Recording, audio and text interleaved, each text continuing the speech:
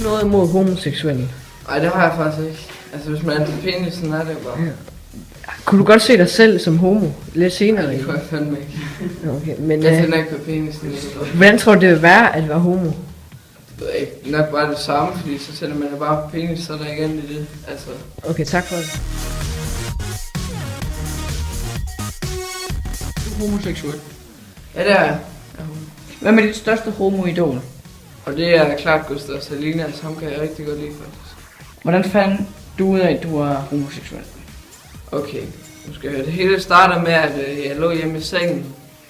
Så vidste jeg faktisk ikke rigtig, hvem jeg var til og sådan noget. Om jeg var til mænd eller kvinder, så jeg tog lige en spiller til en mand og en dame, og så synes jeg klart, at det var bedst til manden. Så efter det, så synes jeg, det er jo lidt pinligt sådan at være homoseksuel, fordi der er mange, der sådan går og siger, at de er en homo og sådan noget. Og man bliver ikke rigtig respekteret som det. Så når du går ud på gaden, eller så nogen der råber sådan nogle ting til dig, eller sådan. Ja, men altså, der er mange, der råber bøsse, fordi de nogle gange kan se på mit tøj og sådan noget, jeg er homo. Ja. Men i hvert fald så købte jeg så en dildo, som jeg sådan tog med hjem, og så prøvede nogle forskellige ting med den, og en stilling og sådan noget, så fandt jeg ud af, at jeg var homo. Så Okay, tak for interviewet. det var så lidt.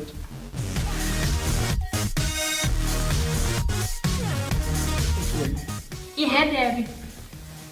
Hvordan fandt de ud af, at I var homoseksuelle? Jeg tror bare, vi mødte hinanden. Ja, og vi så var mødte det hinanden, og bare... så var vi bare sådan helt fuldstændig forelsket i hinanden. Altså, for der var jeg rigtig til mænd. Men så mødte jeg Else. Og jeg mødte Birgitte, og så var vi ligesom et. Er I blevet gift? Ja. Kirke eller rådhus? Rådhus, fordi at præsten han ville gifte os. Vi. Var det et stort bryllup? Altså for sådan familie og de tætteste venner, men det var ikke sådan noget med ham og jeg set en gang før, ham vi kunne tale med. Men det var sådan for de tætteste. Har I adopteret børn, eller har I brugt sæddonor? Ja, vi har brugt sæddonor. Vi har en lille pige. Det hedder Karen. Lille Karen. Er I tilfredse med at leve som lesbiske? Ja, Ja, det kunne ikke ja, blive Det klæver vi jo. Har I mødt store udfordringer, da I sprang ud af skabet? Ja,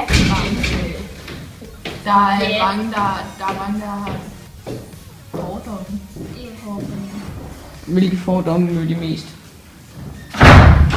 Altså bare folk, der ikke vil... Der siger, at man er ulækker, fordi man er til det eller Altså det samme køn. det samme køn. Jeg har også engang oplevet, at jeg ikke engang kunne få et job, fordi jeg var lesbisk. Og hvor gamle er I? Jeg er 30 og 29. Ja, Tak for interviewet. det var så. Homoseksuel? Nej. Kunne du finde på at være homoseksuel? Nej. Hvis du var en homoseksuel, hvordan tror du så, det er? Jeg tror, det må være meget svært, fordi folk ser ned på en, og folk vil være efter en, og synes, at det er forkert, det man er. Og hvad er det værste slang for homoseksuelle, du kender? Ha, gay.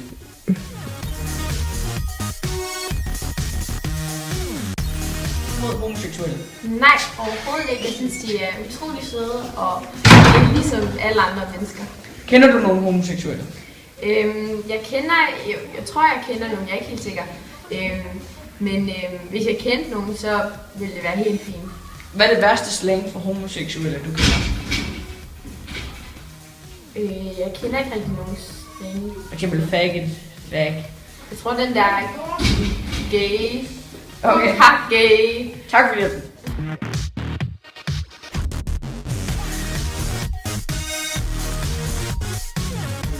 Jeg synes, at være homoseksuel er en helt okay ting. Har du noget imod homoseksuelle? Nej, jeg har intet imod homoseksuelle. Kunne du selv finde på at blive homoseksuel? Det tror jeg ikke.